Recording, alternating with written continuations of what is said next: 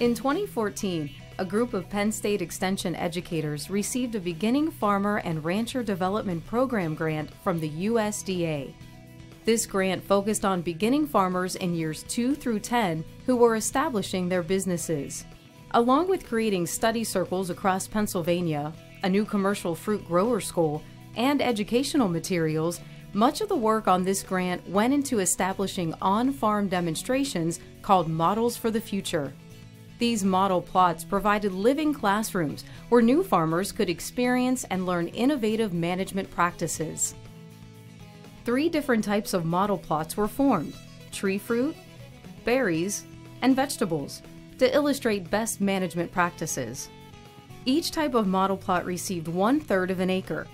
Plot management strategies and design were determined by the collaborative decisions of the farmer, members of the project team, and participatory beginning farmers. One of the farms that hosted a tree fruit model plot was Shoal Orchards, 45 acres of steep Lehigh County shell founded in 1948. Each tree fruit model plot had 2 rows of Crimson Crisp and 2 rows of Gold Rush apples. The trees were spaced at 3.5 feet by 13 feet, which equals 957 trees per acre. To prepare the plot for planting in spring of 2017, cover crops, such as Sudan grass and rapeseed, were rotated for 2 years to increase organic matter in the soil and combat any nematode issues. My name is Jake Scholl, and I'm the manager here at Shoal Orchards. We're in the Lehigh Valley, which is a growing area, and our operation has expanded from about 3-4 acres up to about 50. With the model plot, I would say most things that were suggested worked. Everything pretty much went to plan as long as the timing was done when it was supposed to be done, which is key. It works. The trees look good, they're healthy, they're happy. The grass grew, everything just went smooth. The cover crops, as far as reducing the nematode population, worked real well. We have tests to prove that. The biomass from all of the Sudan grass, and that stuff was 10 feet tall twice in 1 year. So it was a lot to put into the ground, and it definitely seemed to help. I would say what didn't work would have just been incorporating was the hardest part. With the texture of our ground is shale rock, and getting the cover crop actually buried was a challenge. But that was probably the hardest part, and getting these posts in for the trellis was difficult too. The one cover crop, the canola, the rapeseed, went to seed because we were not able to get it incorporated in time. It came at a tough time of year. Most farmers, August, September, are, working on their crops, and this gets put to the side. So some of that went to seed, and we had some volunteer weeds, but they seem to be controlled since then. This is the first time that we've used cover crops. Before, we never really had the land available to get into it. We didn't think it was important at the time, but we've gotten into it, and since we've been putting cover crops on other acreage for other crops, produce, orchard, whatever, it just helps the ground. In a plot like this, you're looking for a long-term commitment, 20 years or so. Planning ahead is probably your best way to make this work properly.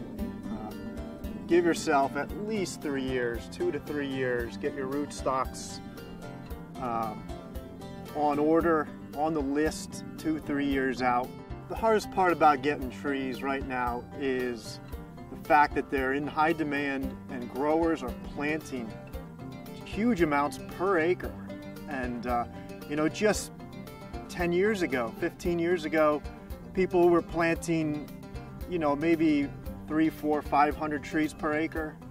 And now it's, 12, 14, 1,600. And it's just the nurseries, I believe, are struggling to keep up with the demand.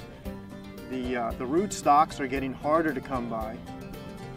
A possibility may be to graft and bud your own trees, and if you can get the rootstocks, you could maybe control what you're going to get by making it yourself.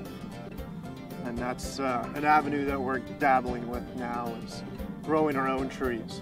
We'll only ever plant apples on trellis from now on. It's a labor savings, it's easy to pick, it's fun to pick, and you know, children, older people, anybody can do it. It's much less labor. You also get a lot of good color on the fruit. There's no inside of the tree. Every apple hangs on the outside, and better fruit. It turned out real well. It's definitely what we're moving into. As far as barriers to implementing this system, number one, cost, upfront cost. It's a lot to handle all at once. It's a lot of labor. Materials are big. We build a fairly heavy trellis here because we're on top of a windy hill, and we don't want to be doing this twice. That is for sure. So it's a heavy trellis, and there's also a lot of tree training. The first year you're connecting the tree to the trellis wires as it grows. You're scoring and notching to get limbs to grow where there's blind wood, and you're pinching buds off to get a central leader. So it's a lot of labor the first 3 years. We're in it for the long haul, and any fruit grower is, so doing it right the first time is the way to go.